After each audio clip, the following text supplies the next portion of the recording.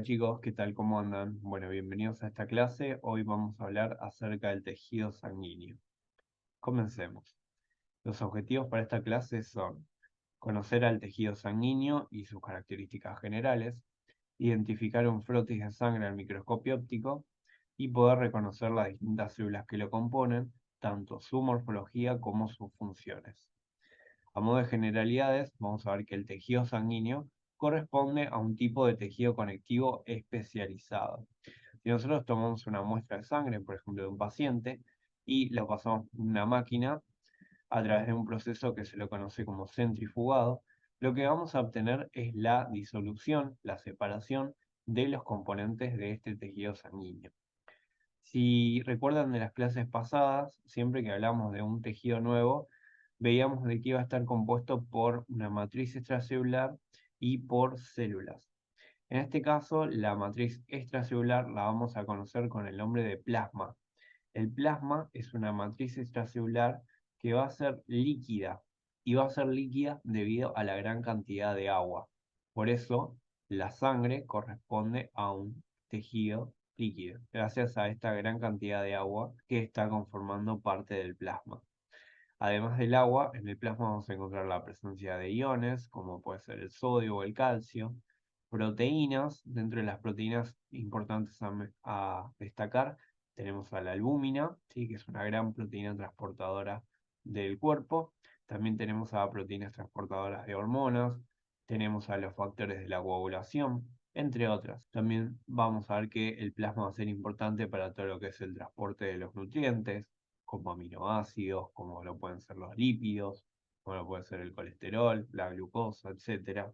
También puede transportar algunos desechos metabólicos, como puede ser la urea, y también el transporte de gases. En cuanto a las células, acá no vamos a hablar particularmente de células, sino que vamos a hablar específicamente de elementos formes. Los elementos formes van a ser tres.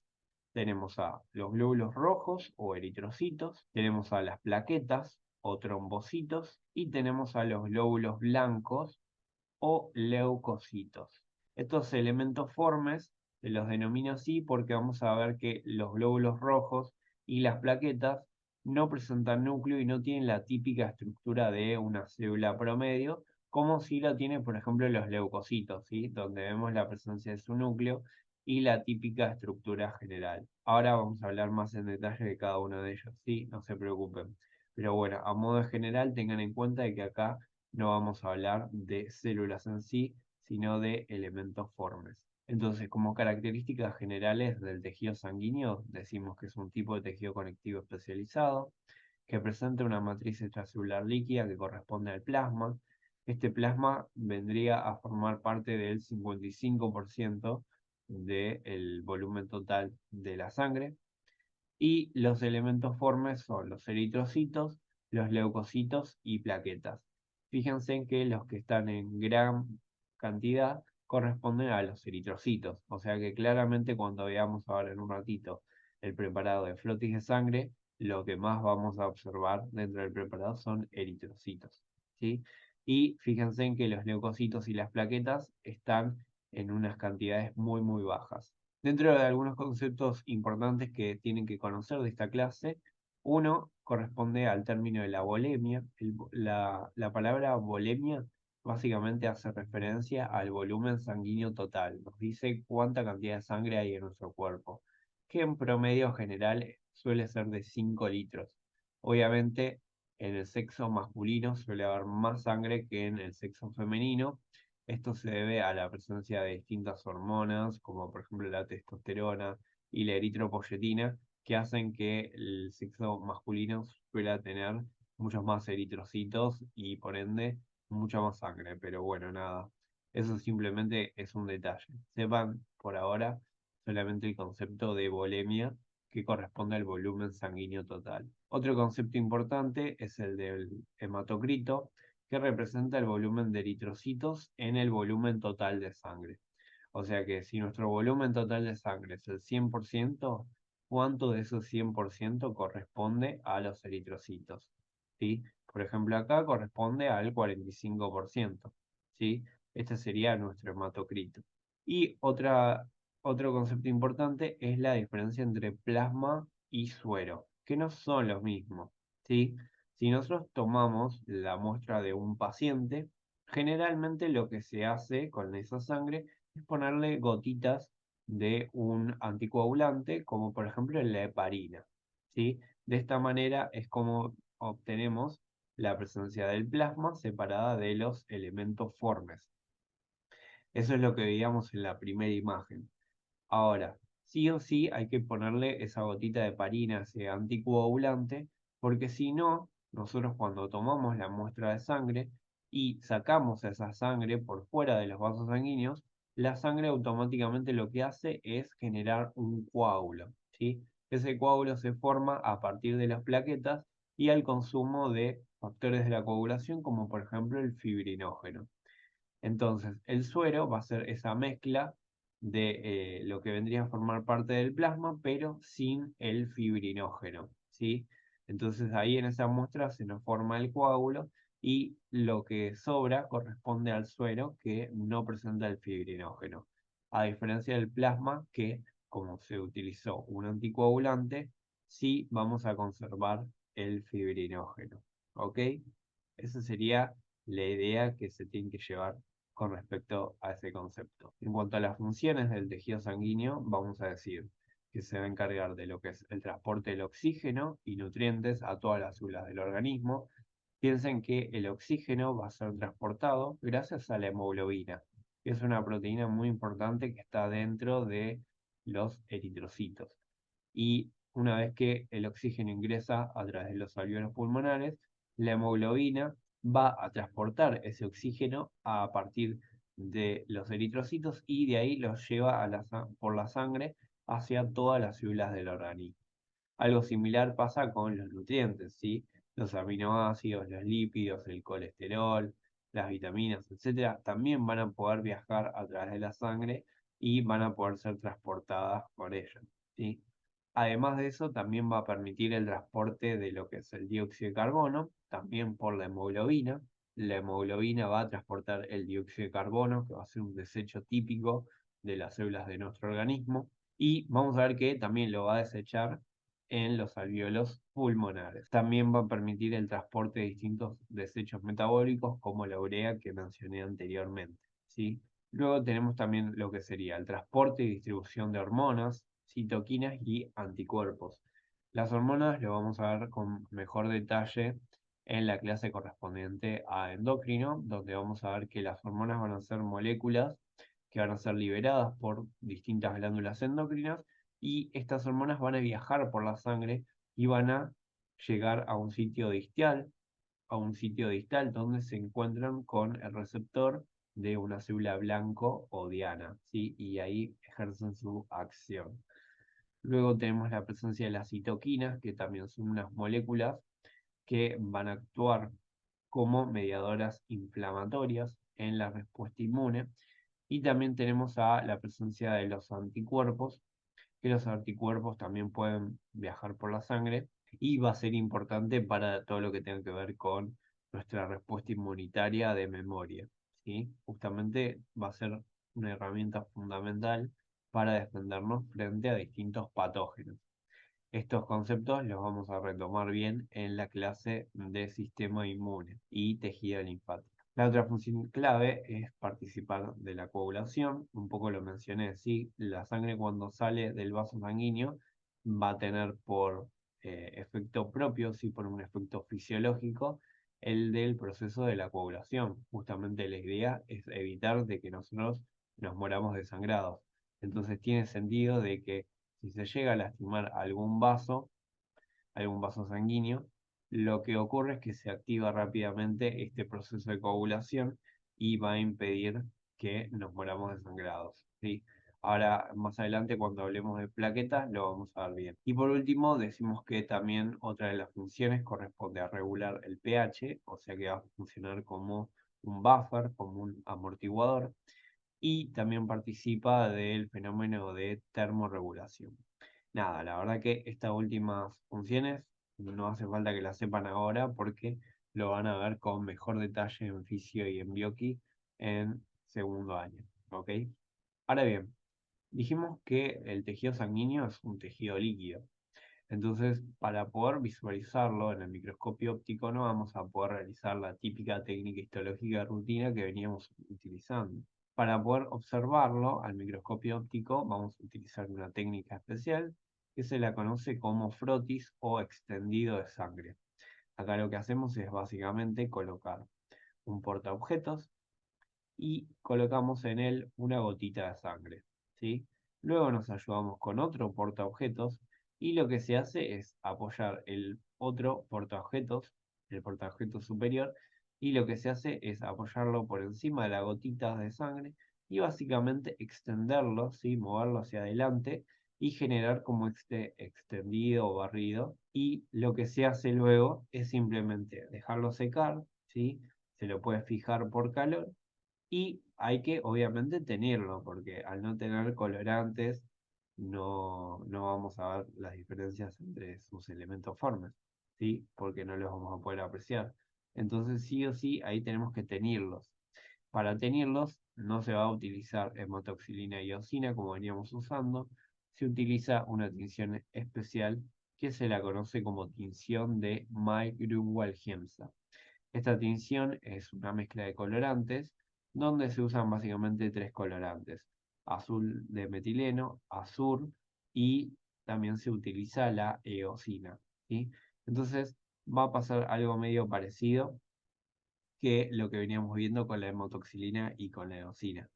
Acá el elemento basófilo corresponde a aquello que se tiene con el azul de metileno, lo que se tiene con el azur, vamos a decir que es azurófilo, y lo que se tiene con la eosina lo vamos a denominar acidófilo, ¿sí? Así que por suerte no es tan complicado como para entender y razonar. Entonces, así es como vemos nuestro frotis de sangre ya tenido y acá lo vemos al microscopio óptico. Fíjense en la gran abundancia de eritrocitos que se lleva el gran protagonismo de este preparado. Fíjense en que son cualquier cantidad de eritrocitos. Fíjense en que presentan ya una forma de disco muy marcada con una tinción acidófila muy aparente, ¿sí? Además vemos algunas células nucleadas, como por ejemplo vemos acá o acá. Estas corresponden a los leucocitos o glóbulos blancos, que estos sí presentan núcleo, a diferencia de los otros dos, y se pueden ver algunos grupitos pequeños de unos fragmentos citoplasmáticos que vamos a ver ahora, que corresponden a las plaquetas, ¿sí? Así que entremos en detalle con cada uno de ellos. Arranquemos con los eritrocitos. Los eritrocitos tienen un tamaño promedio de 7 micrómetros. Vamos a ver de que presenta una forma de disco bicóncavo, ¿sí? Fíjense en que en la periferia son como más gruesitos, ¿sí?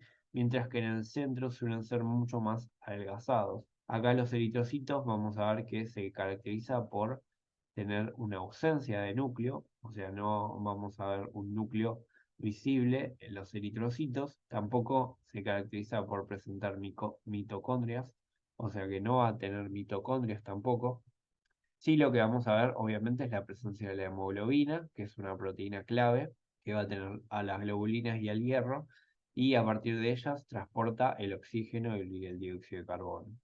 Esta hemoglobina es la causante de esta tinción acidófila que observamos, ¿sí? Ya que presenta afinidad por la eosina. Además, obviamente va a tener múltiples proteínas que van a ser importantes, sobre todo a nivel del citoesqueleto, para lo que es el movimiento de los eritrocitos. Este disco bicóncavo va a ser importante para todo lo que es la permeabilidad del eritrocito y de poder pasar por los capilares que son muy pequeños. Entonces es muy importante esta permeabilidad del citoesqueleto de los eritrocitos. Entonces, como características, vamos a decir que tiene forma de disco bicóncavo y que es anucleado, o sea que no presenta núcleo. Vamos a ver que tiene como dato choice una vida media de 120 días, ¿sí? O sea que la mitad de los eritrocitos van a sufrir una apoptosis luego de los 120 días, ¿ok? Eso hace referencia a este término de vida media, ¿sí? Es cuando desciende por lo menos el 50% de la población de eritrocitos.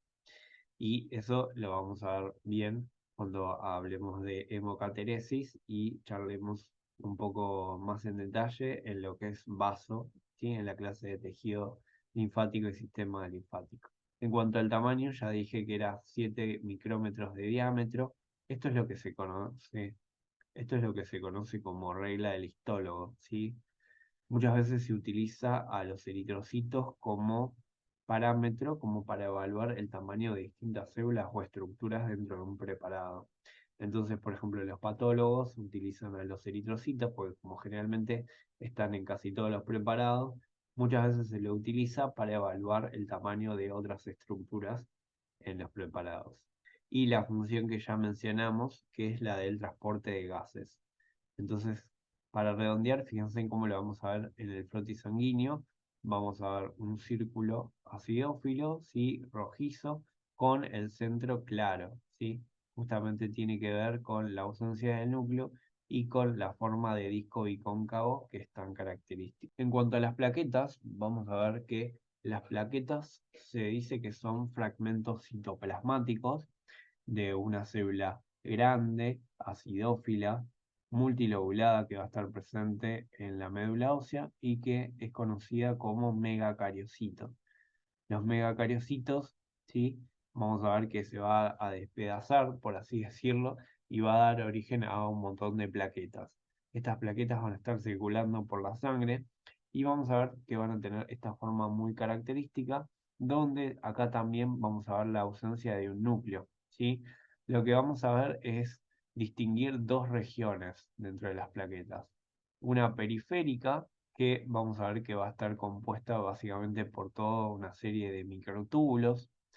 Esto es lo que conocemos como hialómero. Y este hialómero vamos a ver que va a tener una tinción acidófila importante, mientras que la región central se la va a denominar como granulómero, ¿sí? Acá vamos a ver la presencia de múltiples gránulos, que esos gránulos van a ser importantes para lo que es la formación del tapón plaquetario. Ahí vamos a ver de que va a liberarse muchas de estas moléculas que van a funcionar como moléculas señalizadoras y que van por alguna manera, comunicar a las plaquetas entre sí en el caso de tener que formarse este tapón plaquetario, ¿sí? Los microtúbulos son importantes porque son los que van a permitir la adhesión de las plaquetas entre ellas. Ahora lo voy a mostrar bien en otra imagen que se observa mejor eso. Entonces, como característica general, decimos que las plaquetas son discos biconvexos y anucleados. Ojo, no se las confundan con los eritrocitos, son discos biconvexos estos y son anucleados, o sea que no poseen núcleos. Son fragmentos citoplasmáticos del megacariocito, que es una célula que vamos a ver bien en el preparado de médula ósea. Esta va a tener una vida media de 10 días. Esto se lo dejo más que nada como dato choice por si llegan a rendir examen choice, ¿sí? Pero no es porque me interese, ni mucho menos.